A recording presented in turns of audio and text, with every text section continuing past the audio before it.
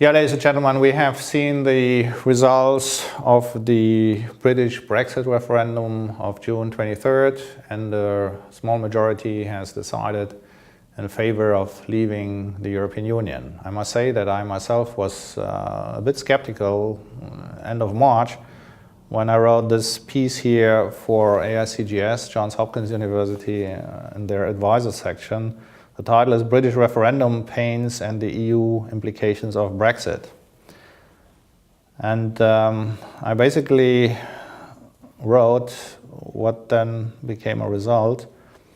On 23rd of June 2016, should a majority of British voters decide to leave the EU nearly 45 years after joining the community, the EU would lose 17% of its GDP and 12% of its population. The referendum result would reveal Prime Minister David Cameron's poor political calculations, and he would now find that his pro-EU membership campaign has failed miserably. The great winner of the British election of 2015 will step down as Prime Minister after the failed referendum, while the UKIP anti-EU activists cheer on the developments, as do other anti-EU forces, and so on and so on.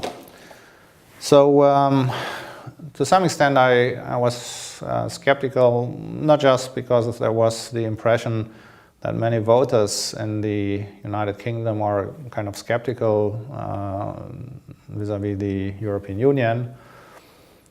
There was also the impression that a lot of other motivations would guide many voters to be in favor of Brexit.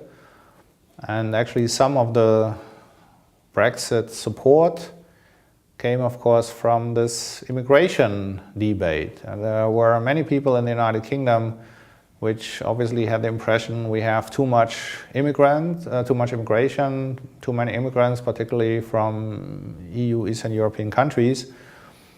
On the other hand, I think it was not such a big deal in the sense that EU immigrants were about 120,000 per year, roughly the same on top in terms of non-EU immigrants.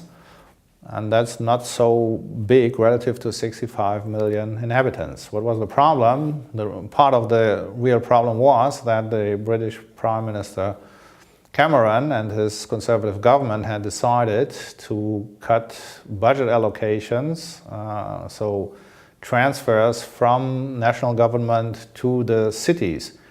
And if cities get much less money from London, while the number of inhabitants is rising strongly, well then, of course, you get this impression of overcrowding. There's a shortage of public services, and of course people then look for a culprit, and so the topic of too much immigration, I would say, was somehow of an artificial challenge which was created by mainly conservative government decisions, and is not itself so much a big British or EU problem.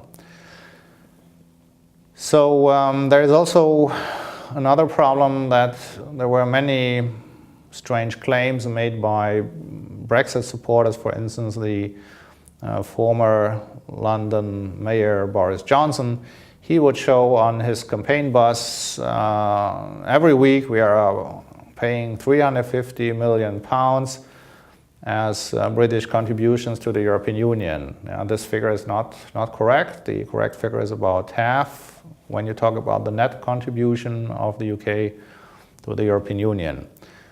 So here it is strange that the UK did not have a similar model as the Republic of Ireland. In the Republic of Ireland, we have an independent referendum commission whenever there is a referendum, and journalists or individuals can ask for additional information, and that helps to avoid the most stupid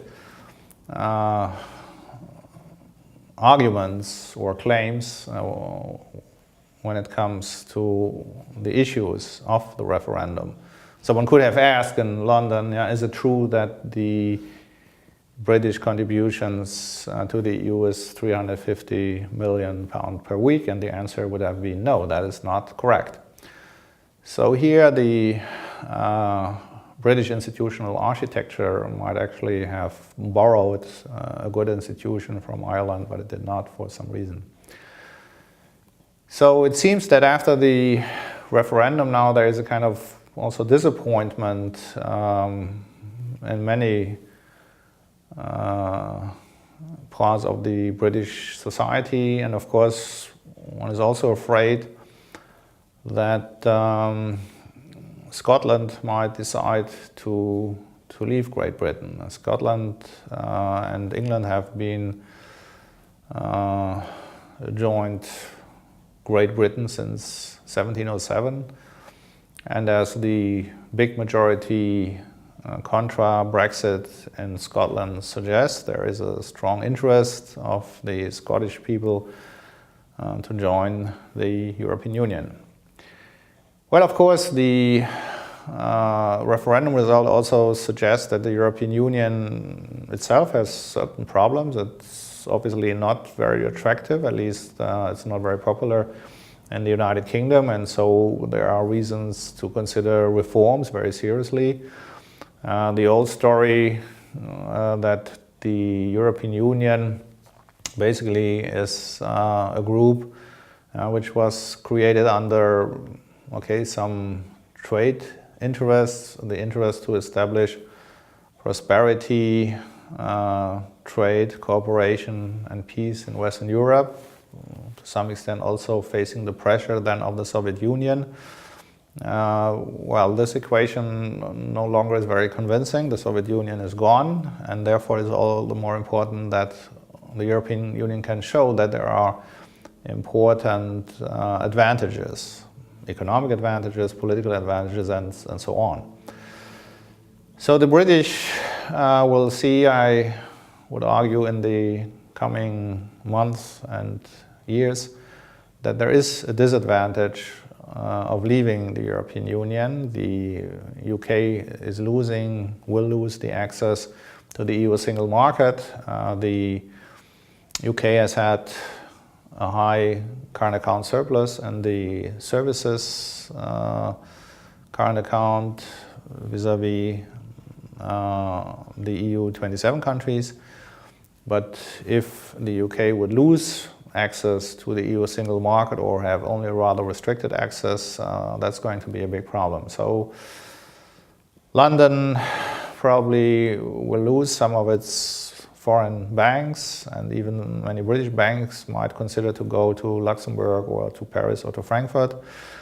That is not to say that the remaining EU 27 countries will not also have problems. It's absolutely clear from the theory of regional economic integration that if there is disintegration, both parties, in this case the UK and the EU 27, will suffer from lower economic output.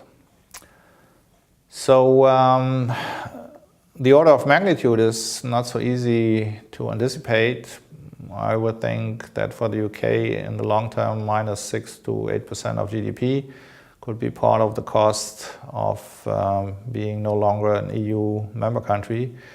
For the EU, it could be about 1%, but it could also be much more if then Brexit means that the transatlantic trade and investment partnership is no longer possible. The United Kingdom and Germany, the Netherlands, Denmark, and some other rather liberal countries have argued in favor of this TTIP project that would create a big transatlantic economic market. And we here at the European Institute for International Economic Relations, we have argued, we have shown in a recent paper of my co-author André Jungmetag and myself, that the economic benefit would be roughly 2% of GDP for the EU, and probably a similar order of magnitude for the United States.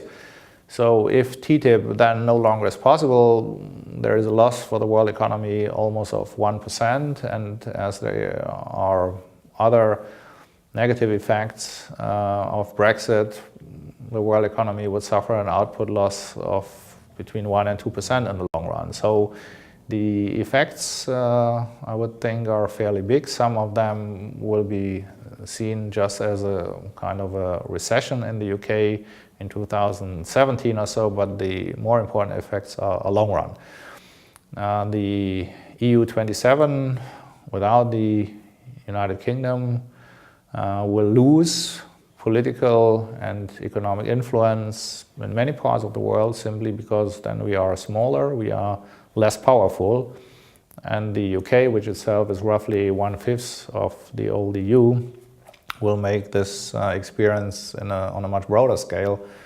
So they have to renegotiate all kind of trade treaties, and that will be time-consuming, creates a lot of uncertainty, and has high economic cost. There will be loss of maybe almost 1 million jobs over the coming years.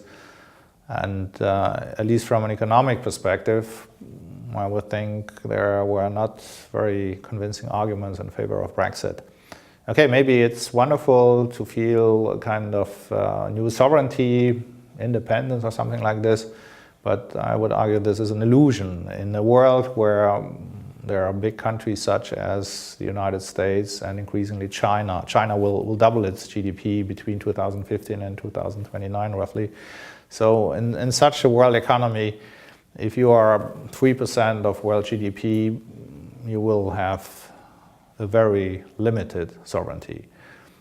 So looking at Brussels, one clearly should want that there are broad reforms.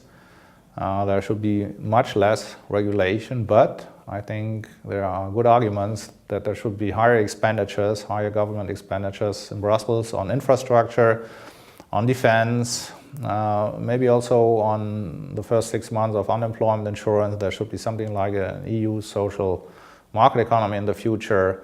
There are, from a perspective of fiscal federalism, efficiency gains to be reaped if we would shift government expenditures from the national level to some extent to Brussels. It would make the European Union for voters much more visible. The voter turnout would increase, political competition would increase, we would have efficiency gains also. That's quite important. At the moment, for most voters, this is what the Forschungsgruppe Wahlen, a research group looking at voting behavior in Germany, says. At the moment, the EU is just too small. It's invisible for the average German voter. They say we do not understand what the European Commission does. So if you just have 1% of GDP spent in Brussels at the moment, this is not really much. And then these voters say, okay, as I do not know what the political fields, what the relevant topics are, I'm much more inclined than otherwise to vote for small radical parties, and we have seen this in all the past European elections. And these radical small parties, then they get then some refunding from the European Commission for every vote they get, and they reinvest this at the national level, and then the small radical parties become bigger at the national level. So that's a very stupid arrangement in institutional terms which we have in the European Union. It's also strange that we do not have true European parties, so blame it here really on the lazy parties, whether they are conservative, social democratic or liberal or what else. So this is, it is necessary to get sweeping reforms here, and I'm very much in favor of a true government, a true parliament, no longer having a European Commission which is both executive and the main legislator. This is a confusing institutional arrangement and is not good for the division of power. So finally, there is a big risk that if the European Union should further disintegrate, and it already is disintegrating, of course, as the UK is leaving, then there is a negative impulse for many other regional integration groups. Think of Mercosur, for instance, in Latin America, or ASEAN, more than 600 million people. In Asia, traditionally they would look at the European Union as a kind of a role model, as a good example. But now there is a big question mark. And once it is clear that there can be disintegration, then the disintegration ideas and disintegration forces in many parts of the world will become stronger. And if you have disintegration, you will have lower per capita income, you will have all kinds of new conflicts, and you might even see new military conflicts. We should not forget, here in Europe, in the late 19th century, when we had no integration, the big powers would spend about 4% of GDP on the military, and now we have 1.5 to about 2.5%. We do not want to move back to the 19th century. But if there are no adequate reforms in the European Union and in EU member countries, there is a big risk that this exactly could happen.